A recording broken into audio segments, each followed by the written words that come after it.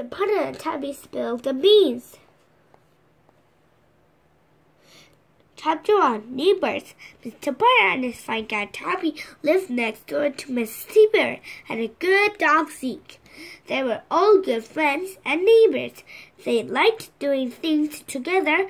They took long walks. They had tea. And sometimes they tried new things. The new things sometimes worked out, and sometimes they didn't, but every new thing was an adventure. She's the captain. Who? Tabby. Tabby, because? Because he's in front. In front, okay. Chapter 2. New and Fun. One day, Mrs. T-Bear called Mr. Potter and said she had an idea for something new to try. Sometimes new and fun. Something new and fun. Something new and fun, she told him. Mr. Potter was trying to fix his faucet. It was drippy. When Tabby tried to sleep in the sink, the water dripped on her head. I hope the new and fun thing fixes faucet, said Mr. Potter. Oh, it's more fun than that, said Mrs. T-Bear. It is a cooking class. A cooking class? Asked Mr. Potter. A cooking class did not sound like sometimes new and fun. Something, not sometimes. Something new and fun to him. Are you sure about the fun part? Asked Mr. Potter. Of course, said Mrs. T-Bear. Trust me. It's a roller coaster, Mom. Yes. When he hung up the phone, Mr. Potter thought about the many times he had trusted Mrs. T-Bear. Right. Look at Tabby. I'm still not sure about the fun part, he told Tabby. Tabby just purred. The faucet wasn't drippy anymore. She could nap until things became new and fun. Chapter 3. 100 Ways. Mr. Potter and Tabby drove to the cooking class with Mrs. T-Bear and Zeke. Are you sure the class is only beans? Asked Mr. Potter. Yes, said Mrs. T-Bear. We are going to learn 100 ways to cook them. Mr. Potter looked at Tabby. He did not want to learn 100 ways to cook beans. What he wanted was an ice cream soda. He wanted an ice cream soda with? Well, me too. Okay, soda with? He wanted an ice cream soda with strawberry ice cream and cherry on top. He did not want beans. He did not want 100 ways to cook them. He doesn't want to know. Yes. But he wanted to make Mrs. T-Bear happy. And sometimes their new things worked out. When they had gone to the hair show, he had won a case of shampoo. A case of shampoo. That made a very good doorstop. And when they had gone to the bug festival, had seen a whole new side of Tabby. Mr. Potter would make the best of beans. This is many crickets. 1, 2, 3, 4, 5 crickets. Are you sure they are crickets? Yes. How do you know? Like this. So you think they're crickets? Yes. Oh, okay. Tabby, round. All right.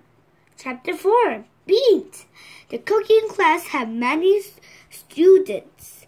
Mr. Potter and Mrs. T-Bear were the only ones who brought pets. The teacher said Tabby and Zeke were welcome, but they had to stay under the table. Right. It's the cooking class, so they had to stay under the table, right? Yes. Mr. Potter did not think Zeke could stay anywhere longer than 2 minutes. Longer than 2 minutes. Uh-oh. But he didn't tell the teacher that. Oh, no. He also didn't tell the teacher that he wanted an ice cream soda. He told himself to think about beans, only beans. Mm-hmm. Chapter 5, granola. When the teacher showed the class the first way to cook beans, Mr. Potter was wide awake. Tabby was purring. Jake was scratching. And Mrs. Tabby was taking notes. When the teacher showed the class the seventh way to cook beans, Mr. Potter was yawning, Tabby was purring, Zeke was sniffing, and Mrs. Tabby was taking notes.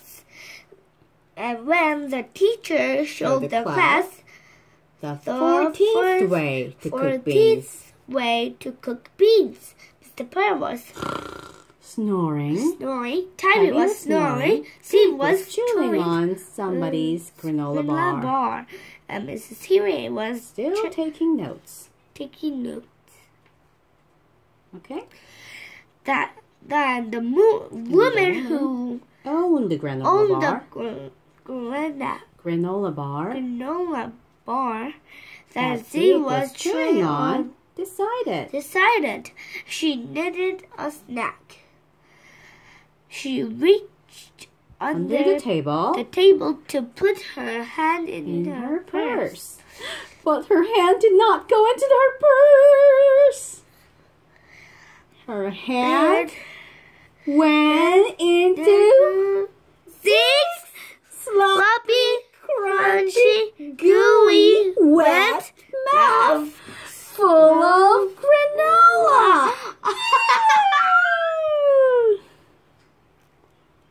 Uh-oh. The woman screamed. Zeke barked. Everyone jumped.